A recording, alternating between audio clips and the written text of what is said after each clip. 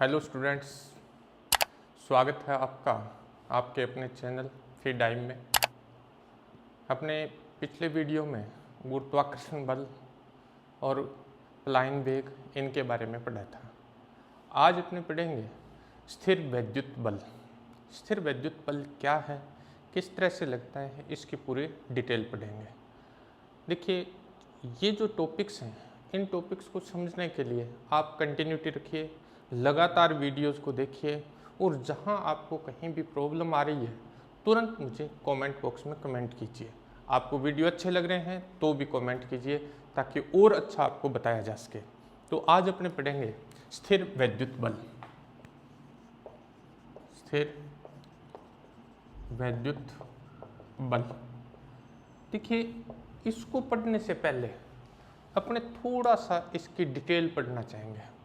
थोड़ी सी अपने इसकी डिटेल यानी इसकी जो बेसिक्स हैं उन बेसिक्स को अपने पढ़ना चाहेंगे। बेसिक जब अपने समझ में आ जाएगा तो फिर इनको पढ़ना जो है वो आसान हो जाएगा।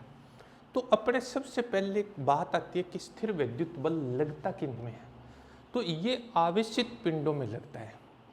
विद्युत बल जो है वो किस में लगता है? आवेशित पिंडों में लगता है। अब बात आती है कि ये आवेश क्या चीज़ है। अपने आवेश की बात करेंगे पहले। विद्युत आवेश। विद्युत आवेश। विद्युत आवेश क्या है? विद्युत आवेश जो है वो किसी पदार्थ का मूलभूत गुण है। विद्युत आवेश जो है वो किसी भी पदार्थ का क्या है? मूलभूत गुण है। ये किसी पदार्थ का मूलभूत गुण है। यानी कोई भी पदार्थ जो है वो उसका मूलभूत गुण जो है वो क्या है? आवेश है। जिस प्रकार द्रव्यमान जो होता है, द्रव्यमान भी पदार्थ का क्या है? मूलभूत गुण होता है। उसी प्रकार से आवेश जो है वो पदार्थ का क्या है? मूलभूत गुण है। देखिए, आवेश जो है, आवेश हमेशा द्रव्यमान के साथ होगा। मतलब आवेश है तो मतलब द्रव्यमान है, लेकिन उल्टा सही नहीं है कि द्रव्यमान है तो आवेश है, ये जरूरी नहीं है। लेकिन अगर अपने पास क्या है? आवेश है तो आवेश हमेशा किसी द्रव्यमान मतलब किसी वस्तु पर द्रव्यमान हो सकता है। अगर मैं ये कहूँ कि ये लो आवेश, इसका मतलब मैं आपको कोई वस्तु दे रहा हूँ और उस वस्तु पर क्या है? आवेश है। तो आवेश जो है वो पदार्थ का क्या है? मूलभूत गुण है। जिस प्रकार से द्रव्यमान होता है, द्रव्यमान भी पदार्थ का मूल। लेकिन इन दोनों में क्या है? अंतर होता है। दोनों में क्या है? अंतर है। हालांकि इतना अंतर पे जाने की और अपने को आवश्यकता नहीं, लेकिन जब अपने पढ़ने लग गए तो थोड़ा सा अपने इनके बारे में जान लेते हैं। आवेश जो है, आवेश का मात्रक अपने पास क्या होता है? कूलाम होता है। आवेश का मात्रक कूलाम है, इसको C से लिखते हैं। द्रव्यमान जो है, द्रव्यमान का मात्रक अपने पास क्या होता है? किलोग्राम होता है। kg से लिखते हैं। द्रव्यमान का मात्रक किलोग्राम, इसको अपने किससे लिखते हैं? kg से। देखिए, द्रव्यमान का मान जो है वो वस्तु की गति पर निर्भर करता है। वस्तु की गति पर कैसे निर्भर करता है? m = m0 √1 - v²/c² होता है। ये देखिए, अपने स्टडी में ये काम की बात नहीं है, क्योंकि अपने जो पढ़ते हैं वो ऐसे पिंड पढ़ते हैं जिनमें क्या होता है? वेग जो है वो बहुत ही कम होता है। किसकी तुलना में? प्रकाश के वेग की तुलना में। तो m = ऑलमोस्ट m0 होता है। लेकिन बात यह है कि गति पर द्रव्यमान जो है वो निर्भर करता है। लेकिन आवेश का मान जो है, आवेश का मान निर्देश तंत्र की गति पर निर्भर नहीं करता है। निर्देश तंत्र की गति पर निर्भर नहीं करता है। तो ये अपने पास मोटे रूप में आवेश जो होता है वो पदार्थ का क्या होता है? मूलभूत गुण होता है। पदार्थ आवेश दो प्रकार के होते हैं। प्रकृति में आवेश जो है वो कितने प्रकार के होते हैं? दो प्रकार के। आवेश के जो प्रकार हैं वो दो हैं। आवेश के प्रकार, प्रकृति में दो प्रकार के आवेश हैं। तीसरे प्रकार के आवेश का कोई अस्तित्व नहीं है। और ये भी किसने बताया था? बेंजामिन फ्रैंकलिन ने बताया था। अमेरिकी वैज्ञानिक था बेंजामिन फ्रैंकलिन। उन्होंने बताया था कि आवेश दो प्रकार के होते हैं। एक होता है पॉजिटिव चार्ज और दूसरा होता है नेगेटिव चार्ज। धनावेश और ऋणावेश। प्रकृति में दो ही प्रकार के आवेश पाए जाते हैं। अब आता है अपने पास आवेश आया कैसे।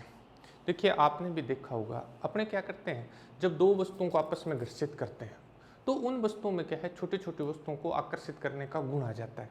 और छोटी क्लास में आपने निश्चित रूप से किया होगा, स्केल जो है, स्केल को अगर टेरिकोट की शर्ट से रगड़ते हैं और उसको कागज़ के टुकड़े के पास ले जाते थे तो कागज़ जो है वो उसकी तरफ आकर्षित होता था।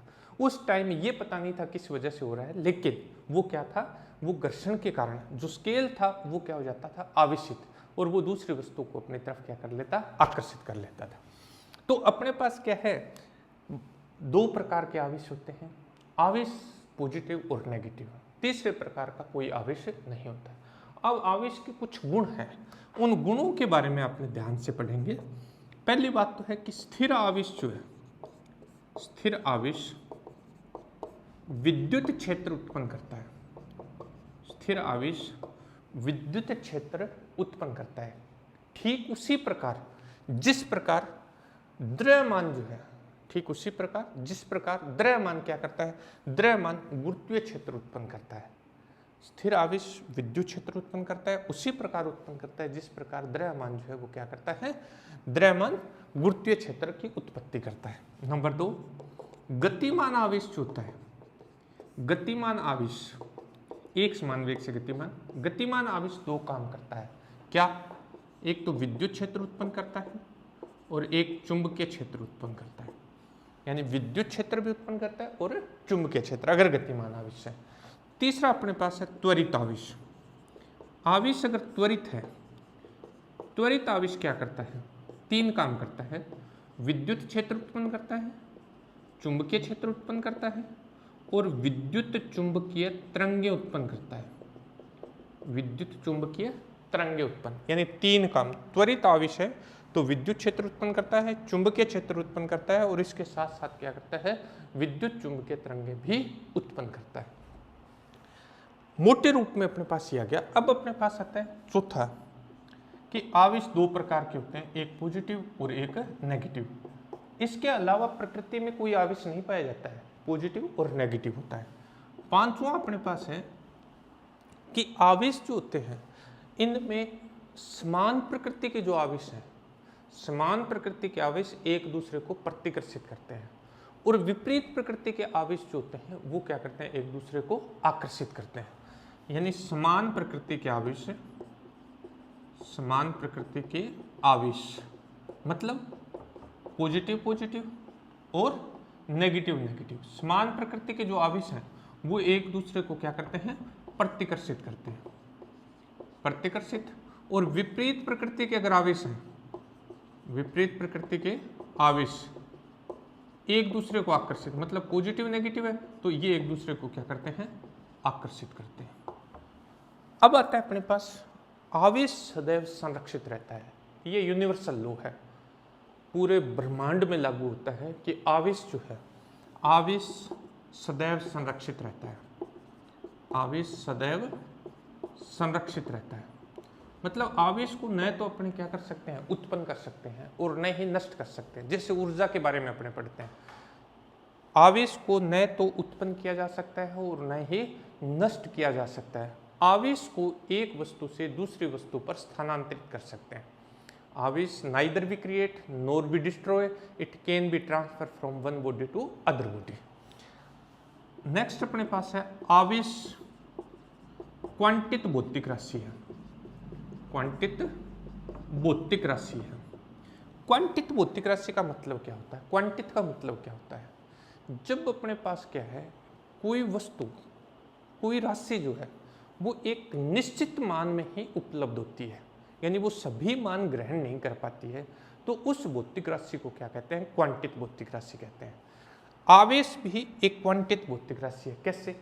आवेश का मान जो है, किसी भी वस्तु पर आवेश का जो मान होता है वो इलेक्ट्रॉन आवेश के पूर्ण गुणज के रूप में होता है। मतलब इलेक्ट्रॉन पर जो आवेश है वो 1.6 × 10⁻⁻19 कूलाम है। इलेक्ट्रॉन पर आवेश का मान होता है 1.6 × 10⁻⁻19 कूलाम। किसी भी वस्तु पर जो आवेश होगा वो 1.6 × 10⁻⁻19 कूलाम का पूर्ण गुणज होगा।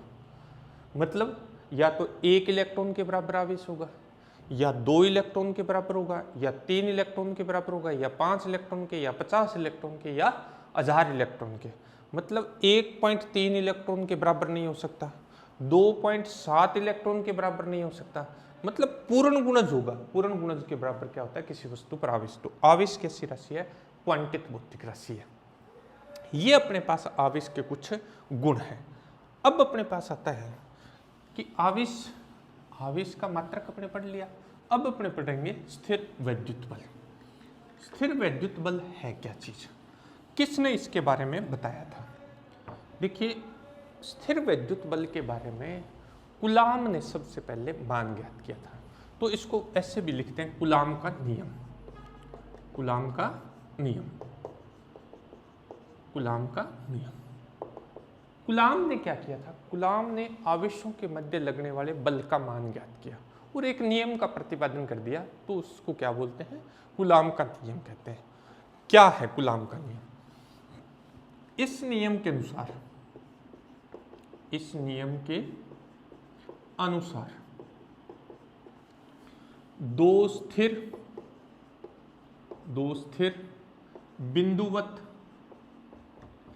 बिंदुवत आवेशों के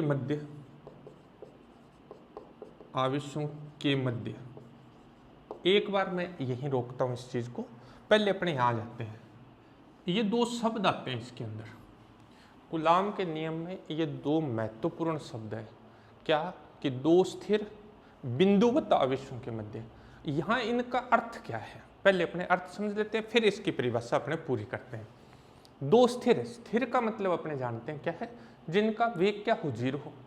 समझ आ रही है ना बात? तो जिनका वेग 0 हो वो क्या होंगे? स्थिर होंगे।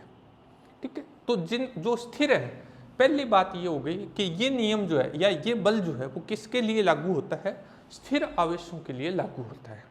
इसीलिए इसको इलेक्ट्रोस्टैटिक्स भी कहते हैं, स्थिर वैद्युतिकी बोलते हैं, और उसी का अपने अध्ययन कर रहे हैं ये।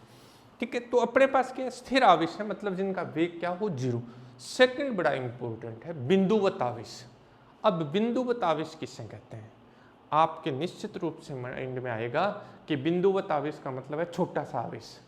यहाँ छोटे से मतलब नहीं है। बिंदुवत का मतलब क्या होता है? जैसे अपने पास एक ये आवेशित पिंड है, एक अपने पास ये आवेशित पिंड है, ये इनके बीच की दूरी है r। इसकी त्रिज्या अपने पास r1 है, इसकी त्रिज्या अपने पास r2 है।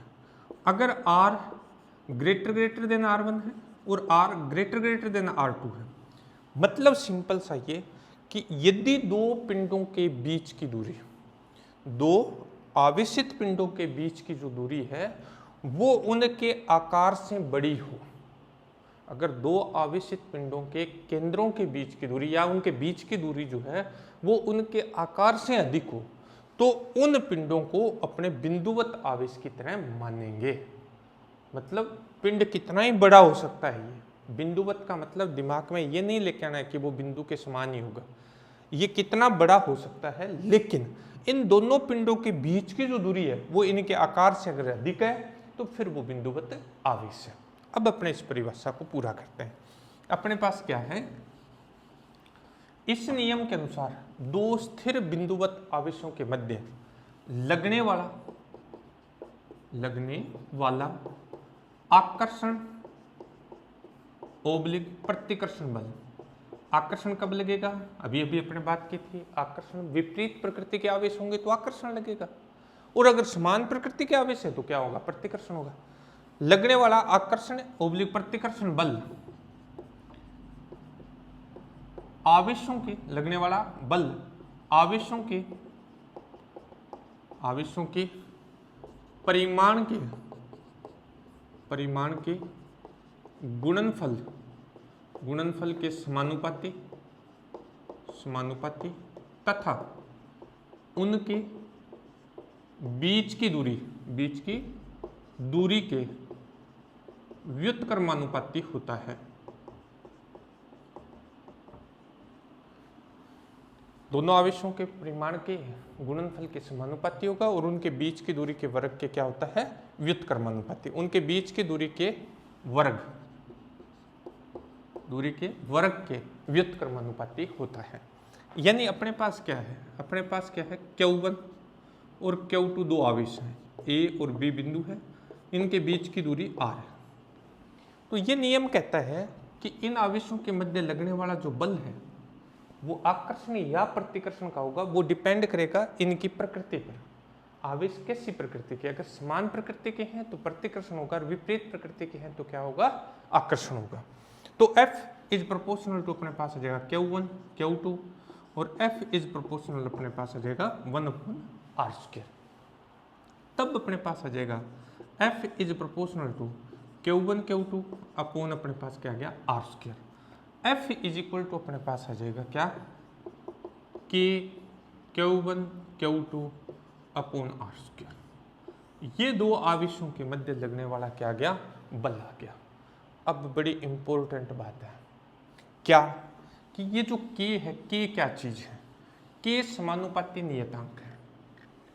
K जो है वो क्या है, समानुपाती नियतांक है।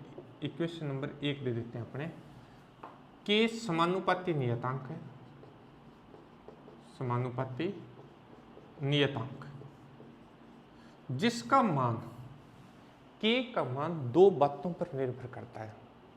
K का मान दो बातों पर किन किन पर निर्भर करता है, बड़ी इंपॉर्टेंट बात है। नंबर 1, ये मात्रक पद्धति पर निर्भर करता है, मात्रक पद्धति पर। और नंबर 2, ये माध्यम पर निर्भर करता है, माध्यम पर। ये दो महत्वपूर्ण बातें हैं जिन पर K का मान निर्भर करता है। एक तो किस पे, मात्रक पद्धति अपने क्या काम में ले रहे हैं उस पर निर्भर करता है, और एक दोनों आवेशों के मध्य माध्यम कैसा है उस पर निर्भर करता है। क्योंकि अब जब बात आ रही है तो मैं आपको डिटेल बता देता हूं, अपने जो काम आएगा वो भी मैं आपको बता दूंगा। नंबर 1, CGS पद्धति हो, CGS पद्धति हवा या निर्वात माध्यम हो। हालांकि क्या होता है, निर्वात के लिए अलग मान होता है, हवा के लिए अलग मान, लेकिन लगभग बराबर होते हैं, इसलिए अपने स्टडी में हवा और निर्वात के लिए एक जैसा माना जाता है। हवा और निर्वात माध्यम हो तो K = 1 होता है। तब अपने पास इस बल का मान होता है F = Q1 Q2 upon r²। आपके ये चीज़ कहीं काम नहीं आएगी, और न ही आपको यूज करना है, न आपके कहीं काम आएगी, और न इस चीज़ को आपने यूज करना है कहीं, लेकिन ये बात आ गई इसलिए अपने बात कर रहे हैं। ये अपने लिए मोस्ट इम्पोर्टेंट है, ये होगा। नंबर 2, SI पद्धति हो, क्योंकि अपने फिजिक्स में टोटल SI सिस्टम जो है वो अपने यूज करते हैं। SI पद्धति हो और अपने पास हवा या निर्वात माध्यम हो, हवा या निर्वात माध्यम, पद्धति SI है, माध्यम कैसा है, हवा या निर्वात है। तब अपने पास क्या होगा, तब अपने पास से K = होता है 1/4 पाई एप्सिलॉन 0, और इसका मान होता है 9 × 10⁹ न्यूटन मीटर स्क्वायर प्रति कूलम्ब स्क्वायर।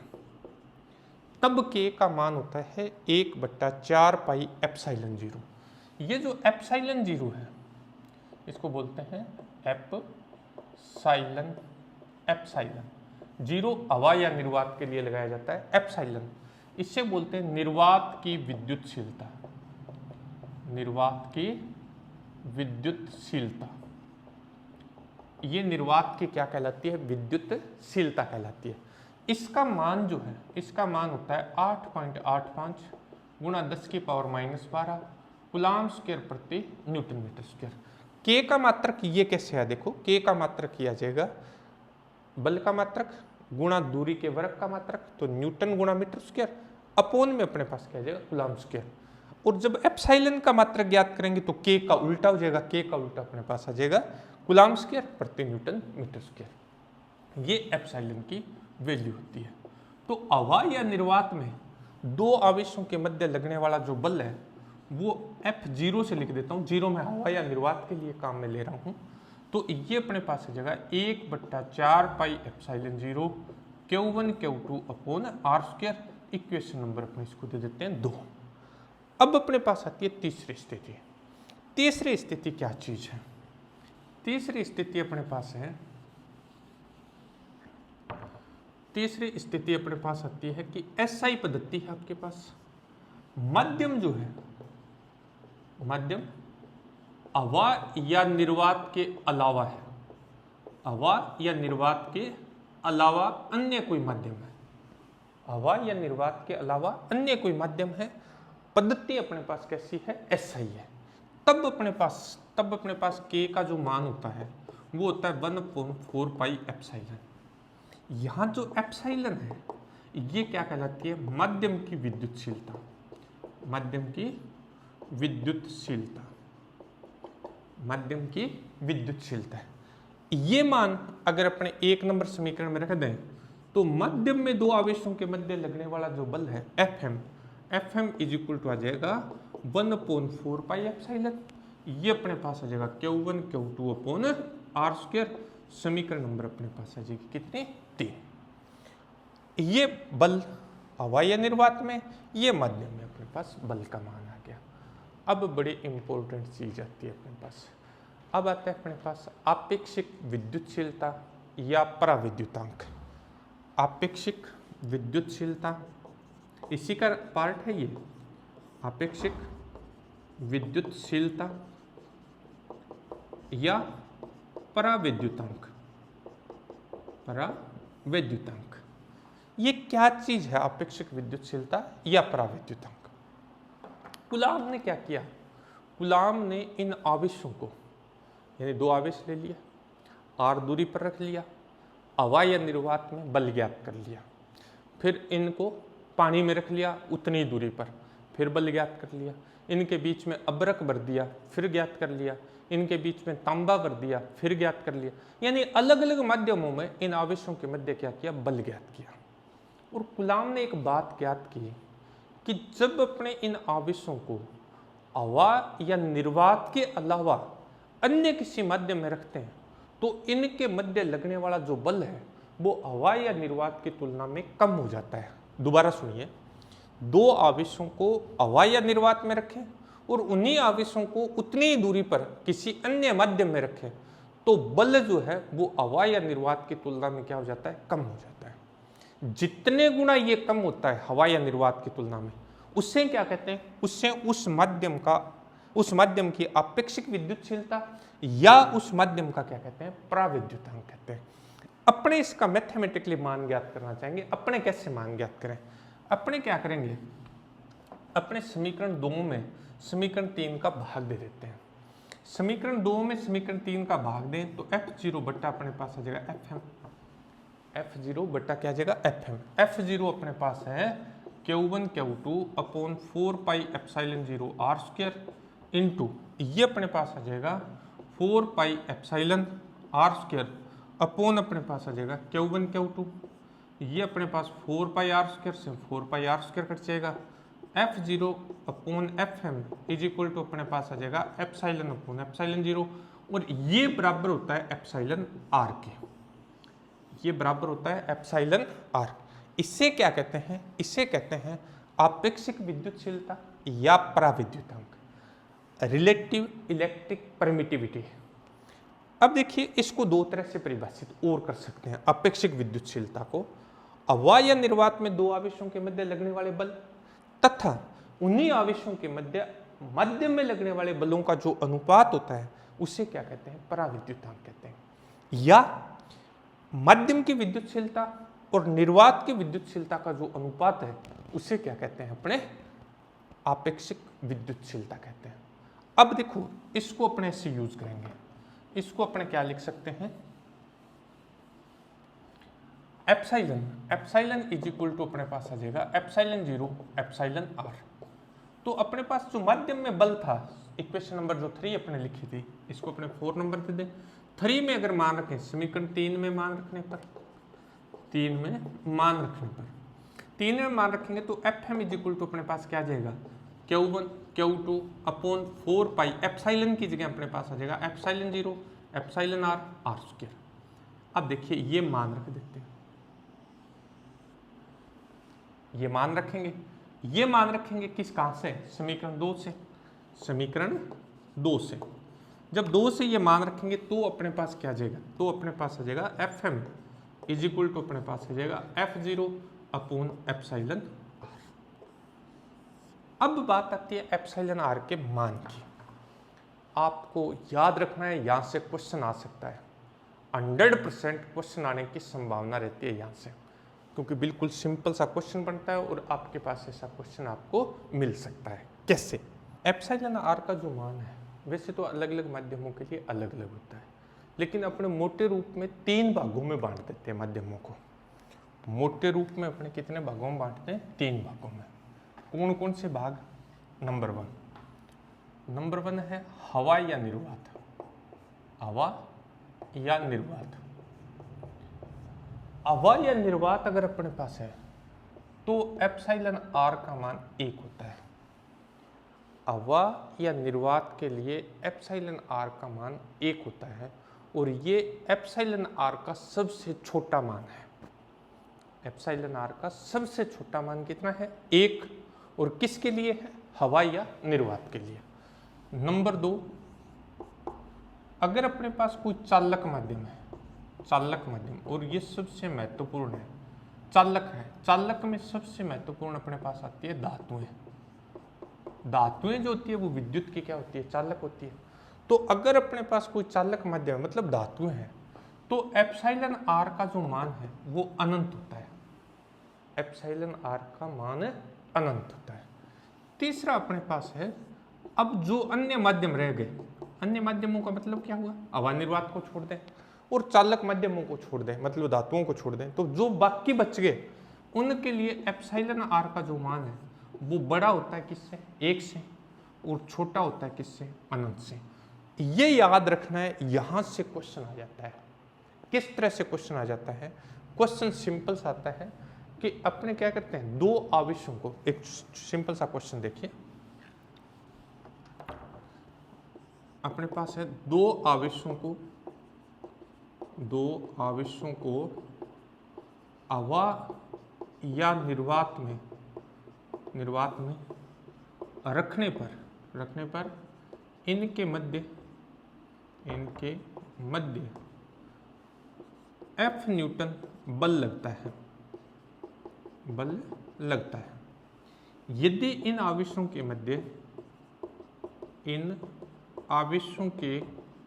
मध्य परावैद्युतांक 6 का मध्यम भर दिया जाए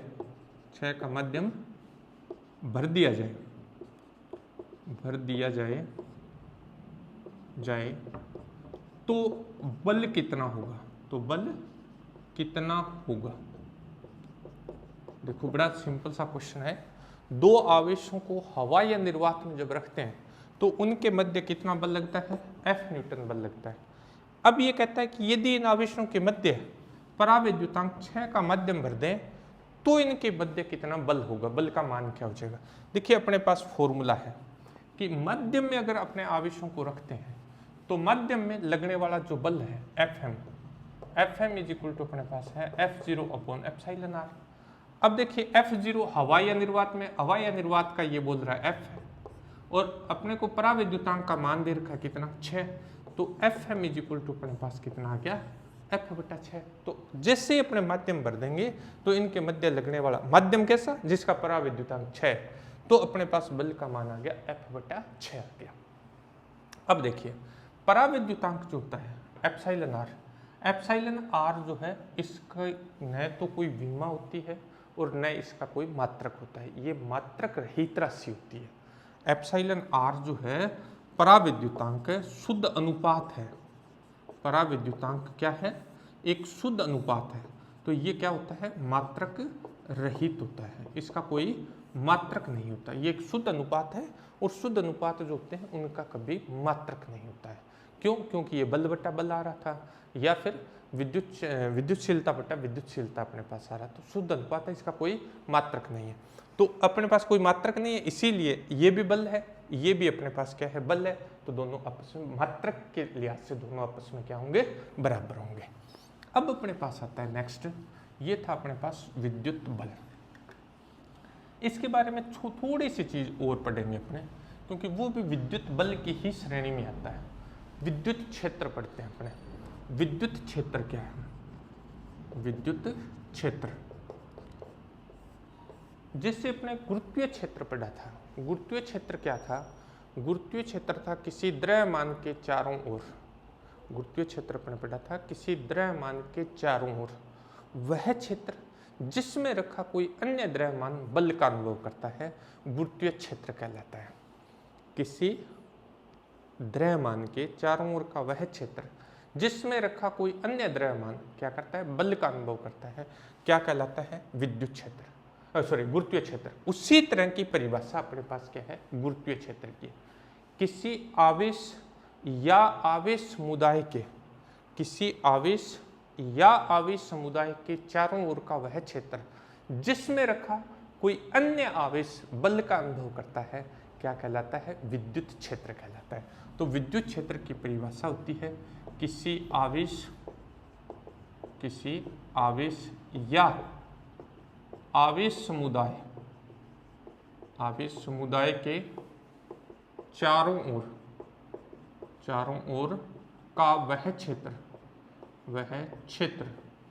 जिसमें रखा कोई आवेश बल का अनुभव करता है, विद्युत क्षेत्र कहलाता है। विद्युत क्षेत्र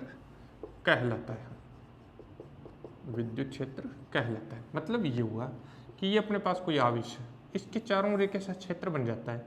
इस क्षेत्र में अगर कोई अन्य आवेश रखते हैं और वो आवेश अगर बल का अनुभव करे तो ये अपने पास क्या हो गया, विद्युत क्षेत्र हो गया। अब आता है विद्युत क्षेत्र की तीव्रता। विद्युत क्षेत्र की तीव्रता, देखिए विद्युत क्षेत्र की तीव्रता क्या है। विद्युत क्षेत्र की तीव्रता मैंने गुरुत्वीय क्षेत्र की तीव्रता आपको बताई थी, सेम उसी तरह से अपने पास क्या हो जाएगी, विद्युत क्षेत्र की तीव्रता हो जाएगी। लेकिन विद्युत क्षेत्र की तीव्रता अपने पास है क्या, विद्युत क्षेत्र के किसी बिंदु पर स्थित एकांक धनावेश पर लगने वाले बल को उस बिंदु पर विद्युत क्षेत्र की तीव्रता कहते हैं। विद्युत क्षेत्र के किसी बिंदु पर स्थित एकांक धनावेश पर लगने वाले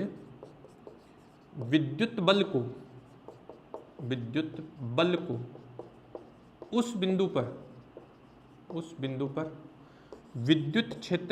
बिंदु पर विद्युत क्षेत्र की तीव्रता कहते हैं। विद्युत क्षेत्र की तीव्रता कहते हैं। विद्युत क्षेत्र के किसी बिंदु पर स्थित एकांक धनावेश पर लगने वाले विद्युत बल को उस बिंदु पर विद्युत क्षेत्र की तीव्रता कहते हैं। जिससे ये विद्युत क्षेत्र है, इस विद्युत क्षेत्र के इस बिंदु पर अपने एकांक धनावेश रख दें तो इस एकांक धनावेश पर जितना बल लगेगा वो बल क्या कहलाएगा, विद्युत क्षेत्र की तीव्रता कहलाती है। विद्युत क्षेत्र की तीव्रता एक सदिश राशि होती है और विद्युत क्षेत्र की तीव्रता को किससे लिखते हैं, वेक्टर ई से लिखते हैं। अब देखिए अपने मैथमेटिकल परिभाषा चाहिए इसकी, ये शाब्दिक परिभाषा अपने पास आ गई। गणितीय रूप में इसको कैसे लिखते हैं, अपने पास एक प्रेक्षण आवेश Q0 है, एक प्रेक्षण आवेश क्या है, Q0 है। इसको अपने विद्युत क्षेत्र में रखते हैं। जब अपने इसको विद्युत क्षेत्र में रखते हैं तो इस पर लगने वाला जो विद्युत बल है वो क्या है, F है। एक प्रेक्षण आवेश Q0 है, इस प्रेक्षण आवेश Q0 को अपने विद्युत क्षेत्र में रखते हैं तो इस पर एक बल लगता है, कितना, F। तो एकांक धनावेश पर कितना बल लगेगा, F बटा Q0 बल लगेगा। इस F बटा Q0 को अपने क्या कहते हैं, विद्युत क्षेत्र की तीव्रता, एकांक धनावेश पर लगने वाला बल हो गया ये। तो अपने पास विद्युत क्षेत्र की तीव्रता क्या आ जाएगी, विद्युत क्षेत्र की तीव्रता E इज इक्वल टू, या वेक्टर रूप में लिखेंगे तो vector E is equal to आ जाएगा वेक्टर F अपॉन Q0। ये अपने पास क्या आ गई, विद्युत क्षेत्र की तीव्रता। मात्रक क्या आ जाएगा इसका, मात्रक अपने पास आ जाएगा, बल का मात्रक न्यूटन, आवेश का मात्रक अपने पास क्या होता है, कूलाम, तो न्यूटन प्रति कूलाम इसका क्या आ जाएगा, मात्रक। एक इसका मात्रक काम में लिया जाता है वोल्ट प्रति मीटर। तो दोनों ही मात्रक जो है वो इसके काम में आते हैं। एक तो आता है न्यूटन प्रति कूलाम और एक आता है वोल्ट प्रति मीटर। ये विद्युत क्षेत्र की तीव्रता अपने पास आ गई। अब विद्युत क्षेत्र की तीव्रता से अपने को क्या पता लगता है, देखिए विद्युत क्षेत्र की तीव्रता का अपने पास फॉर्मूला आ गया क्या, E is equal to F बटा Q0। इससे बल ज्ञात कर सकते हैं। Vector F is equal to आ जाएगा Q zero vector A, vector F is equal to अपने पास क्या आ गया क्यू जीरो वेक्टर ए। यहाँ अपने पास दो तरह के आवेश हैं, एक आवेश को स्रोत आवेश कहते हैं और एक को अपने परीक्षण आवेश कहते हैं। स्रोत आवेश किसे कहते हैं? जिस आवेश के कारण विद्युत क्षेत्र उत्पन्न होता है, जिस आवेश के कारण विद्युत क्षेत्र उत्पन्न होता है उससे क्या कहते हैं? उससे स्रोत आवेश कहते हैं।